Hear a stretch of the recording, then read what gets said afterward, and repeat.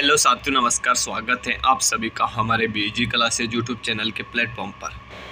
तो साथियों, मैं आज एक और नई क्लास आपके सामने लेकर आया हूँ जो राजस्थान जीके से संबंधित है। साथियों, जो BSTC चतुर्थ श्रेणी शिक्षक भर्ती परीक्षा, आगामी जो भी भर्ती परीक्षाएं होने वाले जैसे कि PTB, PTT आदि सभी एग्जाम्स के लिए बहुत ही इम्पोर्टेंट साबित होने वाली। साथियों, तो चलते साथियों, चलने से पहले जो भी नए सदस्य जुड़े हुए चैनल से और जिसने चैनल को अभी तक सब्सक्राइब नहीं किया है वो जल्दी से जाइएगा और चैनल को सब्सक्राइब कीजिएगा और वीडियो को ज़्यादा से ज़्यादा लाइक और शेयर भी कीजिएगा। तो चलते हैं साथियों आज के पहले क्वेश्चन की ओर। तो आज का पहला क्वेश्चन आता है हमारा कि जयपुर की इमारतों पर गुलाबी रंग करवाने का श्रेय इन्हें दिया जाता है। साथियों, 4 ऑप्शन आपके सामने हैं: स्वयं मान सिंह, कल्याण सिंह, स्वयं राम सिंह द्वितीय या फिर मिर्जा राजा जय सिंह। तो इसका राइट आंसर क्या हो जाएगा? जल्दी से कमेंट कीजिएगा कि जयपुर की इमारतों पर गुलाबी रंग करवाने का श्रेय किन्हें दिया जाता है। साथियों, तो इसका राइट आंसर क्या हो जाएगा? ऑप्शन नंबर सी इसका राइट आंसर हो जाएगा, यानी कि स्वयं राम सिंह द्वितीय को जयपुर में जो गुलाबी रंग करवाने का श्रेय है वो किसे दिया जाता है? स्वयं राम सिंह द्वितीय को दिया जाता है। साथियों, ठीक है साथियों, चलते हैं नेक्स्ट क्वेश्चन पर। नेक्स्ट क्वेश्चन आता है हमारा कि सोने चांदी की हवेली प्रसिद्ध है। साथियों, बहुत ही अच्छा क्वेश्चन है साथियों। कितनी बार एग्जाम में पूछा भी गया है कि सोने चांदी की हवेली कहाँ की प्रसिद्ध है? झालावाड़ की, कोटा की, झुंझुनू की या फिर सीकर की? तो इसका राइट आंसर क्या हो जाएगा? ऑप्शन नंबर सी इसका राइट आंसर हो जाएगा, यानी कि सोने चांदी की हवेली कहाँ की प्रसिद्ध है? झुंझुनू जिले की प्रसिद्ध है। साथियों, कहाँ की प्रसिद्ध है? झुंझुनू जिले की। ठीक है, चलते हैं नेक्स्ट क्वेश्चन को। नेक्स्ट क्वेश्चन आता है हमारा कि ट्राइसेम कार्यक्रम के प्रारंभ होने का वर्ष है। ट्राइसेम कार्यक्रम के प्रारंभ होने का वर्ष है। साथियों, 4 ऑप्शन आपके सामने दिए गए, चारों में से आपको एक राइट आंसर बताना है। 1974, 1976, 1978 या फिर 1979। ट्राइसेम कार्यक्रम के प्रारंभ होने का वर्ष है, तो इसका राइट आंसर क्या होगा? ऑप्शन नंबर डी इसका राइट आंसर हो जाएगा, यानी कि 1979 में ट्राइसेम कार्यक्रम प्रारंभ हुआ था। साथियों, ठीक है साथियों, चलते नेक्स्ट क्वेश्चन पर। नेक्स्ट क्वेश्चन आता है हमारा कि मेरवाड़ा का सबसे बड़ा मेला मेरवाड़ा का सबसे बड़ा मेला है कोलायती मेला, सीतामढ़ी का मेला, पुष्कर मेला या फिर बेनेश्वर मेला? तो इसका राइट आंसर क्या होगा? ऑप्शन नंबर सी इसका राइट आंसर हो जाएगा, यानी कि पुष्कर मेला जो कहाँ पे लगता है साथियों? अजमेर में लगता है। साथियों, पुष्कर मेला कहाँ पे लगता है? अजमेर में लगता है। और राजस्थान का सबसे रंग बिरंगा मेला कौन सा है? पुष्कर मेला ही। साथियों, राजस्थान का सबसे बड़ा जो रंग बिरंगा मेला है वो कौन सा है? रंग बिरंगा पुष्कर मेला है। साथियों, बात करते हैं साथियों कोलायत मेले की, तो कहाँ पर पड़ता है कोलायत मेला? कोलायत बीकानेर के अंतर्गत लगता है। साथियों, किसकी स्मृति में लगता है? कपिल मुनि की स्मृति में लगता है। साथियों, सीतामढ़ी का मेला कहाँ लगता है? साथियों, सीतामढ़ी 12 में लगता है। साथियों, कहाँ पे लगता है? सीतामढ़ी 12 में लगता है। बेनेश्वर मेला आदिवासियों का कुंभ कहलाता है। साथियों, बेनेश्वर मेले को आदिवासियों का कुंभ कहते हैं, जो कहाँ पर लगता है? बेनेश्वर में लगता है। साथियों, बेनेश्वर डूंगरपुर में। कहाँ पे लगता है? बेनेश्वर डूंगरपुर जिले में लगता है बेनेश्वर मेला, जिसे आदिवासियों का कुंभ भी कहा जाता है। ठीक है साथियों, चलते हैं नेक्स्ट क्वेश्चन पर। नेक्स्ट क्वेश्चन आता है हमारा कि हाड़ौती बोली राजस्थान के किस जिले में नहीं बोली जाती है? साथियों, नेगेटिव क्वेश्चन है। टोंक जिले में, झालावाड़ में, कोटा में या फिर बारा में? तो आप सभी को पता होना चाहिए कि हाड़ौती के अंतर्गत कितने जिले आते हैं। साथियों, हाड़ौती जो क्षेत्र है इसके अंतर्गत कितने जिले आते हैं? 4 जिले आते हैं: कोटा, बूंदी, बारा और झालावाड़। कोटा, बूंदी, बारा, झालावाड़, तो इन सभी 4 जिलों के अंतर्गत हाड़ौती बोली बोली जाती है। तो इनमें से कौन सा जिला नहीं है? यानी कि झालावाड़ भी है, कोटा भी है, बारा भी है, लेकिन बूंदी इसमें नहीं है। बूंदी की जगह यहाँ पे क्या दे रखा है? टोंक दे रखा है। तो इसमें टोंक में नहीं बोली जाती है, यानी कि हाड़ौती बोली किस जिले में नहीं बोली जाती? टोंक में नहीं बोली जाती है, यानी कि उनका राइट आंसर क्या हो जाएगा? ऑप्शन ए नंबर ए इसका राइट आंसर हो जाएगा। साथियों, ठीक है साथियों, चलते नेक्स्ट क्वेश्चन। नेक्स्ट क्वेश्चन आता है हमारा कि मानमोरी शिलालेख वर्तमान में कहाँ स्थित है? जयपुर संग्रहालय में, जोधपुर संग्रहालय में, कलकत्ता संग्रहालय में या फिर दिल्ली संग्रहालय में? मानमोरी शिलालेख वर्तमान में कहाँ स्थित है? साथियों, तो इसका राइट आंसर क्या होगा? ऑप्शन नंबर सी इसका राइट आंसर हो जाएगा, यानी कलकत्ता संग्रहालय में स्थित है। ठीक है, चलते नेक्स्ट क्वेश्चन पर। नेक्स्ट क्वेश्चन आता है हमारा कि छठी शताब्दी में द्वितीय चरण में पश्चिमी राजस्थान का क्षेत्र कहलाता था। छठी शताब्दी के द्वितीय चरण में पश्चिमी राजस्थान का जो क्षेत्र था वो किस नाम से जाना जाता था साथियों? मारवाड़, गुजरात, गुजरातरा या फिर कटियावाड़। मारवाड़, गुजरात, गुजरातरा या फिर काटियावाड़। तो इसका राइट आंसर क्या होगा? ऑप्शन नंबर सी इसका राइट आंसर हो जाएगा। यानी कि गुजरातरा के नाम से जाना जाता था। छठी शताब्दी के द्वितीय चरण में पश्चिमी राजस्थान का जो क्षेत्र था वो किस नाम से जाना जाता था? गुजरातरा। ठीक है, चलते हैं नेक्स्ट क्वेश्चन को। नेक्स्ट क्वेश्चन आता है हमारा कि निम्न में से राजस्थान की कुल स्थलीय सीमा है। 4 ऑप्शन आपके सामने 6920 किलोमीटर, 5920 किलोमीटर, 1070 किलोमीटर या फिर 5930 किलोमीटर। तो इसका राइट आंसर क्या होगा? ऑप्शन नंबर बी इसका राइट आंसर हो जाएगा। यानी कि राजस्थान की स्थलीय सीमा कितनी है? 5920 किलोमीटर। साथ अंतर्राष्ट्रीय सीमा की बात करें, रेड क्लिफ सीमा रेखा की बात करें तो कितनी है? 1070 किलोमीटर, जो पाकिस्तान के साथ लगती है साथियों। ठीक है साथियों, चलते हैं नेक्स्ट क्वेश्चन। नेक्स्ट क्वेश्चन आता है हमारा कि आधुनिक राजस्थान का पूर्ण निर्माण कब पूरा हुआ? आधुनिक राजस्थान का पूर्ण निर्माण कब पूरा हुआ था साथियों? 26 जनवरी 1956 को, 1 नवंबर 1956 को, 7 दिसंबर 1957 को या फिर 1 नवंबर 1948 को। तो इसका राइट आंसर क्या होगा? ऑप्शन नंबर बी इसका राइट आंसर हो जाएगा। यानी कि आधुनिक राजस्थान का पूर्ण निर्माण कब हुआ था? 1 नवंबर 1956 को हुआ था साथियों। ठीक है साथियों, चलते हैं नेक्स्ट क्वेश्चन की ओर। नेक्स्ट क्वेश्चन आता है हमारा कि राजस्थान और भारत की सबसे बड़ी खारे पानी की झील कौन सी है?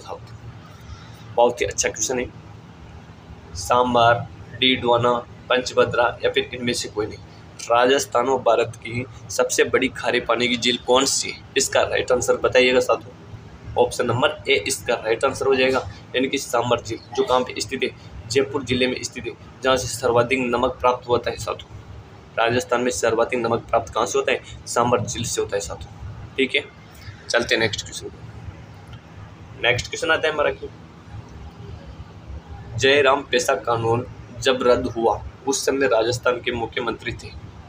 जयराम पेशा कानून जब रद्द हुआ उस समय राजस्थान के मुख्यमंत्री थे हीरालाल शास्त्री, टीकाराम पालीवाल, जयनारायण व्यास या फिर ब्रगतुल्ला खां। तो इसका राइट आंसर क्या होगा साथियों? जल्दी से कमेंट कीजिएगा। ऑप्शन नंबर बी इसका राइट आंसर हो जाएगा। यानी कि टीकाराम पालीवाल। जयराम पेशा कानून जब रद्द हुआ उस समय राजस्थान के मुख्यमंत्री कौन थे? टीकाराम पालीवाल थे। और ये राजस्थान के प्रथम निर्वाचित मुख्यमंत्री भी थे साथियों। राजस्थान के प्रथम निर्वाचित मुख्यमंत्री भी कौन थे? टीकाराम पालीवाल थे साथियों। ठीक है, और राजस्थान के जो प्रथम मनोनीत मुख्यमंत्री थे वो कौन थे? हीरालाल शास्त्री थे। ठीक है, चलते हैं नेक्स्ट क्वेश्चन पर। नेक्स्ट क्वेश्चन आता है हमारा कि उत्तर पश्चिमी रेलवे में राजस्थान के कितने मंडलों को शामिल किया गया है? 2, 4, 5 या फिर 6। तो इसका राइट आंसर क्या हो जाएगा? ऑप्शन नंबर बी इसका राइट आंसर हो जाएगा। यानी कि उत्तर पश्चिमी रेलवे में राजस्थान के कितने मंडलों को शामिल किया गया था? 4 मंडलों को शामिल किया गया था साथियों। तो ऑप्शन नंबर बी इसका राइट आंसर हो जाएगा। ठीक है, चलते हैं नेक्स्ट क्वेश्चन पर। नेक्स्ट क्वेश्चन आता है हमारा कि राजस्थान में नई खनिज नीति कब बनाई गई थी?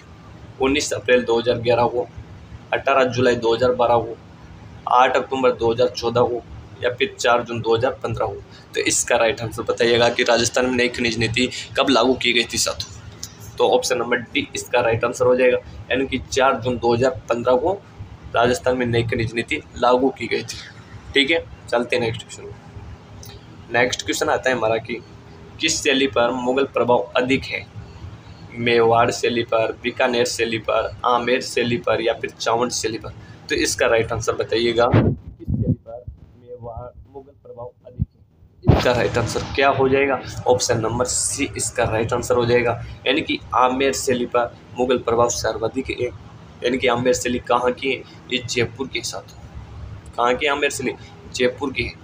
ठीक है, चलते हैं नेक्स्ट क्वेश्चन पर। नेक्स्ट क्वेश्चन आता है हमारा कि जयपुर जिले में मानपुरा माछेड़ी विकसित किया गया है सॉफ्टवेयर कॉम्प्लेक्स के रूप में, लेदर कॉम्प्लेक्स के रूप में, हार्डवेयर कॉम्प्लेक्स के रूप में या फिर हैंडीक्राफ्ट कॉम्प्लेक्स के रूप में। जयपुर जिले में मानपुरा माचेड़ी विकसित किया गया है। तो इसका राइट आंसर क्या हो जाएगा? ऑप्शन नंबर बी इसका राइट आंसर हो जाएगा, यानी कि लेदर कॉम्प्लेक्स के रूप में जयपुर जिले में मानपुरा माचेड़ी विकसित किया गया है साथ। ठीक है, चलते हैं नेक्स्ट क्वेश्चन। नेक्स्ट क्वेश्चन आता है आज का हमारा कि राजस्थान सेवा संघ की स्थापना कब हुई थी? राजस्थान सेवा संघ की स्थापना कब हुई थी? बहुत ही अच्छा क्वेश्चन है, कितनी बार एग्जाम में पूछा गया है, बेस्ट परीक्षा में पूछा गया है, चतुर्थ श्रेणी के लिए बहुत ही इंपॉर्टेंट क्वेश्चन है क्योंकि पूछा जा सकता है साथ। तो राजस्थान में सेवा संघ की स्थापना कब की गई थी? 1918 को, 1919 को, 1920 को या फिर 1924 को?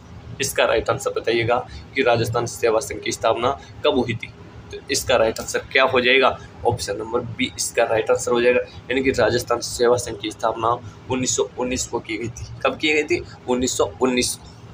ठीक है साथियों, चलते नेक्स्ट क्वेश्चन। नेक्स्ट क्वेश्चन आता है हमारा कि ऊंट के बीमार होने पर किस लोक देवता की पूजा की जाती है साथियों? बहुत ही अच्छा क्वेश्चन है। गोगा जी की, तेजा जी की, पापू जी की या फिर केसरिया कुंवर जी की? ऊंट के बीमार होने पर किस लोक देवता की पूजा की जाती है साथियों? जल्दी से कमेंट कीजिएगा, बहुत ही इजी क्वेश्चन भी है और बहुत अच्छा क्वेश्चन भी है, एग्जाम में आने लायक क्वेश्चन है साथियों।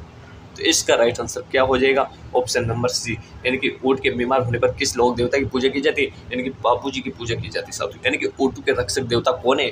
बापू जी है साथियों। ऊँटों के रक्षक देवता कौन है? बापू जी हैं।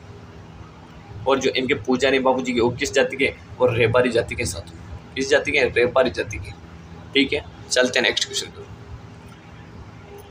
नेक्स्ट क्वेश्चन आता है हमारा कि मेवाड़ का प्रथम शाखा किस शासक के शासनकाल में गठित हुआ था साथियों? मेवाड़ का प्रथम शाखा किस शासक के शासनकाल में गठित हुआ था? 4 ऑप्शन आपके सामने दिए गए हैं, चारों में से आपको एक राइट आंसर बताना है, वो क्या होगा? रतन सिंह, महाराजा, महाराणा रायमल, रावचूड़ा या फिर महाराणा सांगा? तो इसका राइट आंसर क्या हो जाएगा? ऑप्शन नंबर ए इसका राइट आंसर हो जाएगा, यानी कि रतन सिंह के समय मेवाड़ का प्रथम शाखा हुआ था साथियों। कब हुआ था साथियों? इसकी बात करें तो ये 1303 में हुआ था साथियों, जब अलाउद्दीन खिलजी उसमें यहाँ पर चित्तौड़ पर आक्रमण किसने किया था? अलाउद्दीन खिलजी ने किया था साथियों। किसने किया था? अलाउद्दीन खिलजी ने चित्तौड़ पर आक्रमण किया था। उस समय चित्तौड़ में शाखा हुआ था। कब? 1303 में। उस समय यहाँ के चित्तौड़ के शासक कौन थे? रतन सिंह थे साथियों। और जो यहाँ पर शाखा हुआ था, जो जोहर हुआ था, वो जोहर किसने किया था साथियों? चित्तौड़ में जो जोहर किया था वो रानी पद्मिनी ने किया था साथियों। किसने किया था? रानी पद्मिनी ने जोहर किया था। 16,000 रानियों के साथ उन्होंने जोहर किया था साथियों चित्तौड़ पर 1303 में। ठीक है साथियों, चलते हैं नेक्स्ट क्वेश्चन की ओर। नेक्स्ट क्वेश्चन आता है हमारा कि जनगणना 2011 के अनुसार भारत की जनसंख्या का घनत्व कितना है? जनगणना 2011 के अनुसार भारत का जनसंख्या घनत्व कितना है? भारत का पूछा गया साथियों, आपसे राजस्थान का नहीं पूछा गया। तो 324, 382, 372 या फिर 201? तो इसका राइट आंसर क्या हो जाएगा? ऑप्शन नंबर बी इसका राइट आंसर हो जाएगा, यानी कि 382। जनगणना 2011 के अनुसार भारत की जनसंख्या घनत्व कितना है? 382। ठीक है साथियों, चलते हैं नेक्स्ट क्वेश्चन पर। नेक्स्ट क्वेश्चन आता है हमारा कि राज्य सरकार ने द्वितीय खनिज नीति कब लागू की? राज्य सरकार ने द्वितीय खनिज नीति कब लागू की? बहुत ही अच्छा क्वेश्चन है साथियों। 4 ऑप्शन है आपके सामने, 1994 ईस्वी में, 1998 ईस्वी में, 2011 ईस्वी में या फिर 1991 ईस्वी में? तो इसका राइट आंसर क्या होगा? ऑप्शन नंबर डी इसका राइट आंसर हो जाएगा, यानी कि राज्य सरकार ने द्वितीय खनिज नीति कब लागू की थी? 1991 ईस्वी को लागू की थी साथियों। कब की थी? 1991 ईस्वी। ठीक है, चलते नेक्स्ट क्वेश्चन का। नेक्स्ट क्वेश्चन आता है साथियों आज का कि गुड़गांव नहर का निर्माण किस वर्ष में शुरू किया गया है? गुड़गांव नहर का निर्माण किस वर्ष में शुरू किया गया साथियों? बहुत ही अच्छा क्वेश्चन है साथियों, और इसका आपको राइट आंसर बताना है साथियों कि गुड़गांव नहर का निर्माण किस वर्ष में शुरू किया गया था? 1925 ईस्वी को, 1966 ईस्वी को, 1968 ईस्वी को या फिर 1953 ईस्वी? चारों में से आपको एक राइट आंसर बताना है कि गुड़गांव नहर का निर्माण किस वर्ष में शुरू किया गया है। तो इसका राइट आंसर क्या हो जाएगा? ऑप्शन नंबर बी इसका राइट आंसर हो जाएगा, यानी कि 1966 ईस्वी में गुड़गांव नहर का निर्माण कार्य शुरू किया गया था साथियों। और आप एक कमेंट करके बताइएगा साथियों मेरे को कि गुड़गांव नहर कहाँ पे निकलती है साथियों। इसको आप मेरे को कमेंट करके बताइएगा कि गुड़गांव नहर कहाँ पे निकलती है, जिसका निर्माण कार्य 1966 ईस्वी में शुरू किया गया था। ये बहुत ही अच्छा क्वेश्चन है, तो आप मेरे को कमेंट करके बताइएगा कि गुड़गांव नहर कहाँ से निकलती है। ठीक है, चलते हैं नेक्स्ट क्वेश्चन को। नेक्स्ट क्वेश्चन आता है हमारा कि अमीर खुसरो ने किस दुर्ग के पतन के बाद कहा कि कुफर का गढ़ इस्लाम का गढ़ हो गया। अमीर खुसरो ने किस दुर्ग के पतन के बाद कहा कि कुफर का गढ़ इस्लाम का गढ़ हो गया। रणथंभौर दुर्ग, जालौर दुर्ग, तारागढ़ दुर्ग या फिर चित्तौड़ दुर्ग। इसका राइट आंसर बताइएगा मेरे को कि अमीर खुसरो ने किस दुर्ग के पतन के बाद कहा था कि कुफर का गढ़ इस्लाम का घर हो गए। तो इसका राइट आंसर क्या हो जाएगा, ऑप्शन नंबर ए इसका राइट आंसर हो जाएगा, यानी कि रणथंभौर के दुर्ग के बारे में कहा था। जब 1301 में अलाउद्दीन खिलजी ने रणथंभौर दुर्ग पर अधिकार कर लिया था साथियों, उस समय अमीर खुसरो ने कहा था कि आज कुफर का गढ़ इस्लाम का घर हो गए हैं। उस समय रणथंभौर के शासक कौन थे, महाराणा हमीरदेव चौहान थे साथियों। जब वहाँ पर साका हुआ था साथियों और जोहर भी हुआ था। कौन सा जोहर हुआ था, यहाँ पर जल जोहर हुआ था साथियों। रणथंभौर में जल जोहर हुआ था। रणथंभौर में कौन सा जोहर हुआ था, 1301 में, 11 जुलाई 1301 में जल जोहर हुआ था साथियों। और अमीर की पत्नी और बेटी दोनों ने जल जोहर किया था साथियों। कहाँ पर, रणथंभौर के अंतर्गत अमीर की पत्नी और इसकी बेटी ने जल जोहर किया था साथियों। ठीक है, चलते हैं नेक्स्ट क्वेश्चन पे। नेक्स्ट क्वेश्चन आता है हमारा कि वीर दुर्गादास कहाँ का था साथियों। वीर दुर्गादास कहाँ का था, इसका राइट आंसर आप मेरे को बताइएगा कि वीर दुर्गादास कहाँ का था। तो ठीक है साथियों, आज की क्लास का यहाँ पे समापन करते हैं। मिलते हैं नेक्स्ट क्लास में। धन्यवाद सभी को।